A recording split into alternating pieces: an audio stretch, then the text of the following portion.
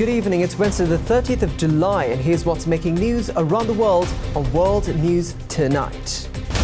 Natural disaster, tsunami warnings issued for entire US west coast following a massive earthquake off Russia's coastline. Space technology, Australia's first domestically built rocket crashes moments after historic launch attempt. Human interest, Mailman comforts woman receiving cremated ashes of beloved dog in special delivery.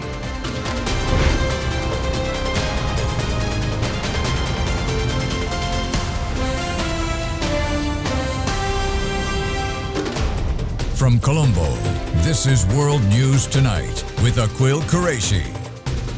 Good evening once again. A massive 8.8 magnitude earthquake struck off Russia's Kamchatka Peninsula today, triggering tsunami waves that hit coastal areas of the Kuril Island and Japan's Hokkaido. Emergency evacuations and warnings were issued across the Pacific, from Alaska and Hawaii to New Zealand. Russia's remote Kamchatka Peninsula and a tsunami floods across a port town, sweeping away buildings. The epicentre was on the eastern coast, relatively shallow, but with 8.8 magnitude, making it the sixth most powerful ever recorded.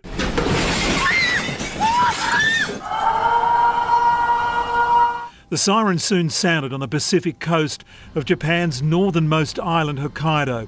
1.9 million people told to leave the coast. Here, residents waited at a raised shelter.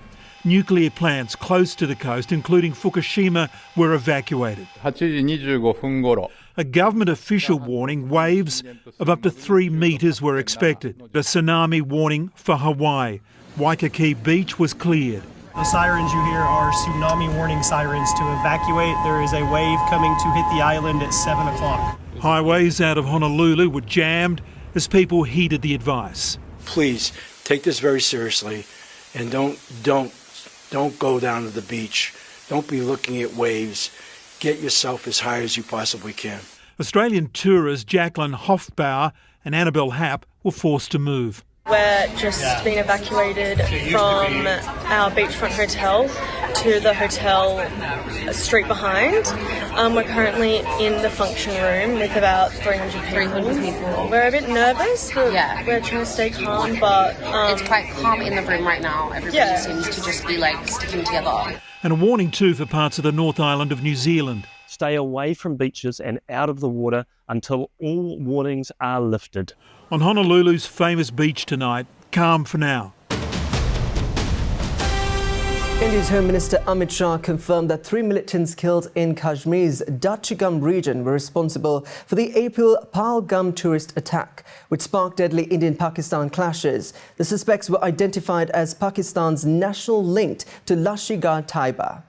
On April 22, 2025, the peaceful tourist hub of Baisara near Pahalgam in Indian-administered Kashmir was rocked by a brutal attack that claimed the lives of 26 people, mostly Hindu tourists. This shocking incident not only devastated families but also exasperated an already volatile situation in Kashmir. India immediately accused Pakistan-backed militants of orchestrating the assault, accusing Islamabad of harboring and supporting terrorist groups targeting Indian civilians. Pakistan denied any involvement, insisting the attack was an internal matter, but the tragedy fueled decades-old animosities over the disputed Kashmir region. Following months of intelligence gathering, India's security forces launched a coordinated operation on July 28 in the rugged mountains of Dachigam, roughly 30 kilometers from Srinagar, targeting the 3 heavily armed suspects. The joint mission involved the military, paramilitary forces and police, culminating in the deaths of all 3 militants. Home Minister Amit Shah revealed that 2 were members of Lashkar-e-Taiba, a notorious Pakistan-based jihadist group designated as a terrorist organization by multiple countries. Authorities emphasized the importance of preventing their escape back to Pakistan, highlighting ongoing concerns about cross-border militancy.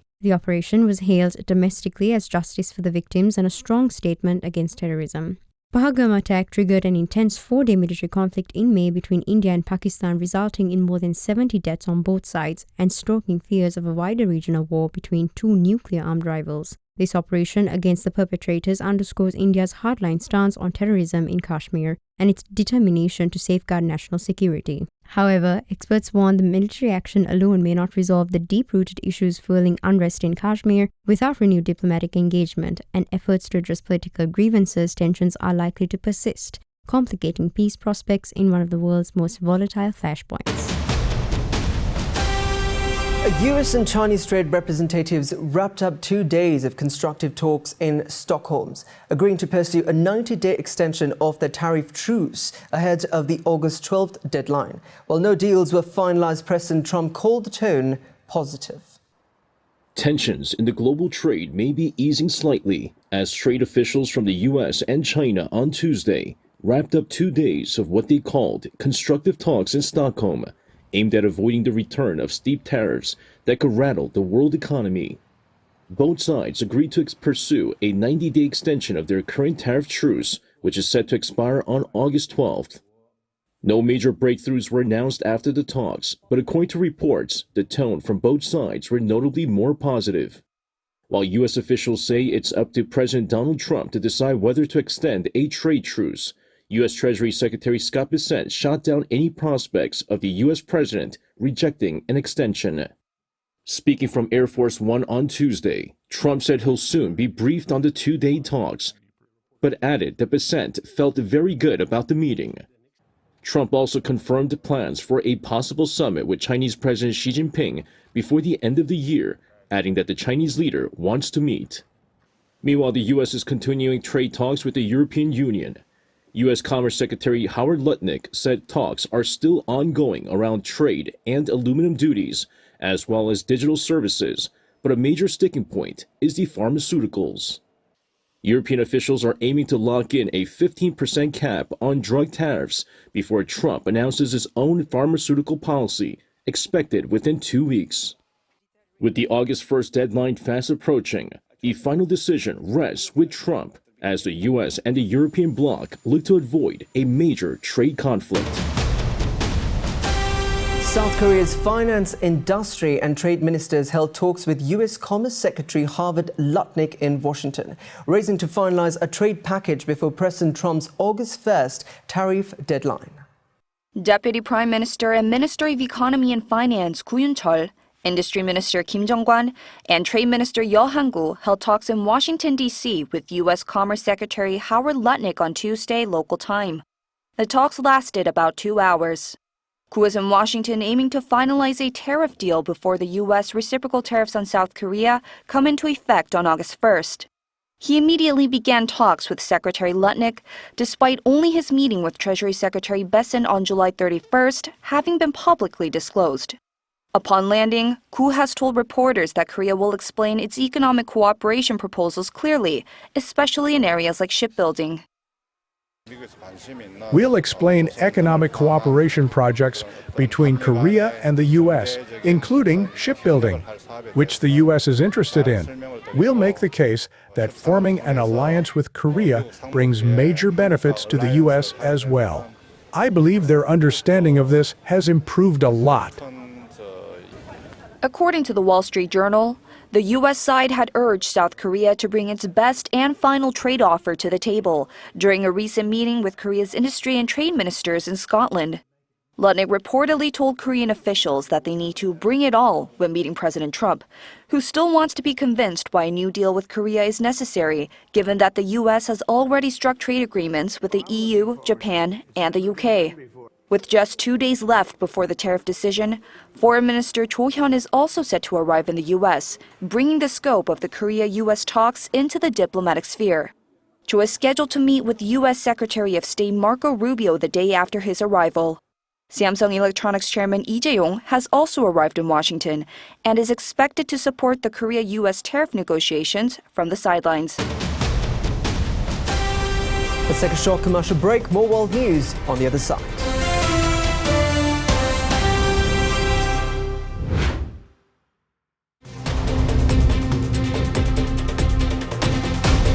Welcome back. Australia will ban children under the age of 16 from having YouTube accounts from December 10th, 2025, reversing a previous exemption. The policy responds to e-safety data showing 37% of minors experiencing harm on YouTube, with non-compliance fines up to $49.5 million. will not be able to have accounts on YouTube. Australian Prime Minister Anthony Albanese said on Wednesday that the government will include YouTube in its world-first ban on social media for teenagers. This reverses an earlier exemption and could prompt a legal challenge. The decision followed the internet regulator's call to overturn YouTube's exclusion after a survey showed 37% of minors reported seeing harmful content on the site, the highest among social media platforms. Australian Communications Minister Anika Wells emphasized the government's commitment to protecting children online. We are implementing these rules and this law on behalf of parents who want and deserve better protections for their kids online. We want kids to know who they are before platforms assume who they are, which is why I want to be clear about YouTube. The evidence cannot be ignored that 4 out of 10 Australian kids report that their most recent harm was on YouTube. The decision broadens the ban set to take effect in December and will now block YouTube accounts for under 16s, but parents and teachers can still show videos to minors. Last year, a decision was made to exempt YouTube from the social media ban due to its popularity with teachers. Since then, other banned platforms like Facebook, Instagram, Snapchat, and TikTok have complained. They said YouTube is similar to their platforms, allowing user interaction and algorithm-based content recommendations. YouTube says it should not be classified as social media because its main activity is hosting videos. The reversal renews conflict with Alphabet, YouTube's parent company, which threatened to pull some Google services from Australia in 2021 over a law requiring it to pay news outlets for content appearing in searches. Last week, YouTube told Reuters it had urged the government to uphold the integrity of the legislative process. Australian media said YouTube threatened a court challenge, but YouTube did not confirm that. The law passed in November 2024 requires social media platforms to take reasonable steps to block under 16s or face fines of up to about $32 million. The government has said that the results of an age-checking report due this month will guide how the ban is enforced. Australia's first domestically built orbit rocket Ares from Gilmour Space Technologies lifted off from Bowen Orbital Spaceport today, but crashed just 14 seconds after launch. No injuries were reported, and the company plans to retry within 6 months. Rumbling and roaring its way into orbit. At least that was the plan. Forget Houston, this was Bowen's problem today. The maiden voyage of Gilmour Space Technologies' Ares-1 rocket reaching a flat finale. It's hovering, it's hovering, it's hovering. It's gone! It's gone! Oh, no! With a fiery encore. Hopefully everybody's far enough. So, it crashed. That's the fireball, I think. Onlookers getting the best view, and when words fail, emojis tell the tale. A-OK, then not today. 23 seconds of engine burn time, 14 seconds of flight time. The first Australian-made rocket to lift off on our soil. After 18 months of delays and $70 million of government funding, Gilmour Space insisting history has still been made, even if it doesn't look like it. And we're on par with the greatest space companies in the world in terms of the flight time of our first vehicle.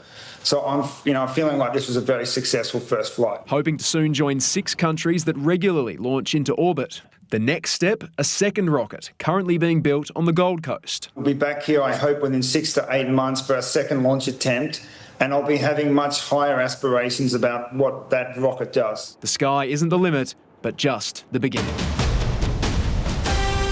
British Prime Minister Keir Starmer has announced that the UK will formally recognise a Palestinian state at the UN General Assembly in September 2025, unless Israel agrees to ceasefire in Gaza, allows a UN aid access, halts West Bank annexation and commits to a 2-state peace deal. British Prime Minister Keir Starmer on Tuesday said his government planned to recognise a Palestinian state in September at the United Nations General Assembly, unless Israel takes a number of steps to improve life for Palestinians. Our goal remains a safe and secure Israel, alongside a viable and sovereign Palestinian state. Israel's foreign ministry said it rejected Starmer's statement. The support for Palestinian statehood reflects Israel's deepening isolation over its conduct in its war against Hamas in Gaza. The death toll in the war-ravaged enclave has crossed 60,000, according to the Gaza Health Ministry, where a humanitarian disaster has set in. Amid warnings from international aid agencies that people in Gaza are facing starvation, a growing number of lawmakers in Starmer's Labour Party have been asking him to recognize a Palestinian state to raise pressure on Israel. Britain, if it acts, would follow a similar move by France last week, and become the second Western power on the UN Security Council to do so. French President Emmanuel Macron said on Thursday France would recognize Palestine as a state in territories Israel captured in the 1967 Middle East War. Israeli Prime Minister Benjamin Netanyahu condemned Macron's decision, as did U.S. Secretary of State Marco Rubio, who deemed it a reward for the Palestinian Hamas militants who govern Gaza and whose devastating attack on Israel on October 7, 2023, triggered the current war. Meanwhile, our message to the terrorists of Hamas is unchanged and unequivocal. They must immediately release all of the hostages, sign up to a ceasefire, disarm, and accept that they will play no part in the government of Gaza. Starmer said his government would make an assessment in September on, quote, how far the parties have met these steps, but that no one would have a veto over the decision. Angola's capital, Luanda, has witnessed violent protest over a 33% diesel price hike, resulting in at least 4 deaths and over 500 arrested. The unrest includes looting and clashes, has prompted authorities to restore order in affected areas. Tyres burned in Angola's capital Luanda on Monday as local media reported that protests over a hike in the price of diesel had turned violent. Several people were reported killed and many arrested following looting and clashes with police. Angola hiked the diesel price by 1/3 this month. That's as part of a long-running drive by the Southern African oil producers' government to curb costly subsidies and shore up public finances. A petrol price hike in 2023 also triggered deadly protests. On Monday, minibus tax associations, who have hiked fares by up to 50%, started a 3-day strike. In the protests, the Novo Jornal newspaper reported that at least 3 people had been killed, including a police officer. The police said in a statement that shops in Luanda had been looted and that arrests had been made, though they did not provide a number. Angola's finance minister said in October that fuel subsidies amounted to around 4% of economic output last year, and that the government would continue removing them in phases. Most stories coming your way on World News Tonight, but until then, going to jump into a short commercial break.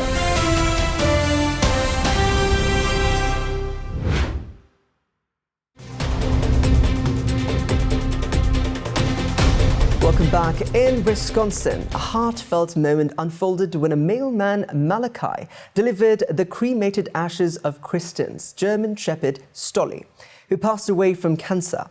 Knox, who had known Stolly well, sat beside her on her porch, offering comfort and warm embrace. Take a look. A woman wipes away tears as she heads to sit on her front steps. She's patiently waiting for a very special delivery. The mailman appears from his truck. He's got that important package. What happens next? Well, look. He sits next to her and they share a special moment, a warm embrace. So what was in the box that brought the neighbor and the mailman to tears? It was the cremated ashes of the woman's beloved German Shepherd, Stolly. I had a tracking number. I knew when she was going to arrive. Kristen Klapatowska says Stolly was a mischievous dog. She'd go through cabinets with her paws when no one was home. Stolly passed away from cancer. Kristen chose to have the remains mailed to her. This is Stolly. And it's got her name on top and then her picture. And here's that mailman today. He's 22-year-old Malachi Knox. Both of us were very vulnerable in that moment. And I understood and I wanted to comfort her as much as I could. A simple act of kindness at a time when it was needed the most. OpenAI has launched a new study mode in ChatGPT designed to guide students through problem solving using Socratic questioning and personalized feedback. Developed with input from over 40 educational institutes, the feature is now available to all logged in users. Take a look. It's called Study Mode, the newest tool from OpenAI, the company behind ChatGPT, the artificial intelligence chatbot that since bursting onto the scene in November 2022, AI has made cheating incredibly easy. It's a cheater's dream. Has frustrated college professors like Duke University's Oren Starn. But OpenAI CEO Sam Altman says higher ed needs to change. I already think college is maybe not working great for most people. And today, his company says Study Mode is designed to help students learn something, not just finish something. The choice is now in users' hands. There are so many AI tools that will provide the answer for you. Or a learning version. OpenAI competitor Anthropic launched a similar tool to Study Mode back in April for institutions. AI already a huge part of education. A recent Gallup poll shows 6 in 10 teachers use it as a tool for their work. And startups like the Alpha School use AI software to power core curriculum as early as kindergarten. Artificial intelligence is sort of the future, whether we like it or not. I think it's something that is already a part of our lives on a daily basis. The issue now, how students will choose to use it. And with that, we come to the end of today's edition of World News Tonight. With the hopes of seeing you again, I'm Akul Qureshi, and we'll leave you tonight with the visuals of a Titanic experience arriving in London with immersive visuals. Also, don't forget to send in your feedback through our email address on feedback.ad24english@derana.lk or via WhatsApp line on 076 805 7933. On the other side, we've got Prashantha Gunavardhan who'll be joining you next on Nightly Business Report. Thank you for watching. Good night.